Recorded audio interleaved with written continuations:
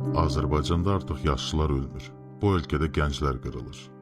Gedin Bakının qəbristanlıqlarına, baş daşlarına baxın, doğum tarixlərini oxuyun. 1995, 1998, 2000.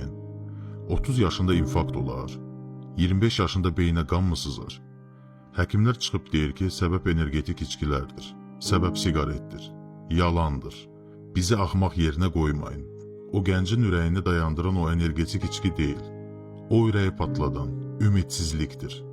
Səhər oyanır borc. Axşam yatır kirayə dərdi. İş axtarır, tapşırığın varmı deyirlər. Evlənmək istəyir, cibində qəpik yoxdur. Siz bu gənclərə nəfəs almağa hava qoymadınız. Məmurun oğlu 30 yaşında Dubayda keyfdən ölür. Kasıbın oğlu 30 yaşında stresdən, fikir çəkməkdən ölür. Atasının yanında baş aşağı durmaqdan, evinə bazarlıq edə bilməməkdən ürəyi patlayır uşaqların. Onlar gənckən qocalıblar, saçları ağarıb. Bu qismət deyil, bu əcəl də deyil. Bunun adı sistemli cinayətdir.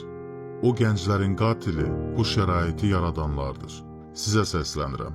Fikir edib özünüzü məhv etməyin. Sizi düşünməyənlər üçün canınızdan keçməyin. Ananızı gözü yaşlı qoymayın.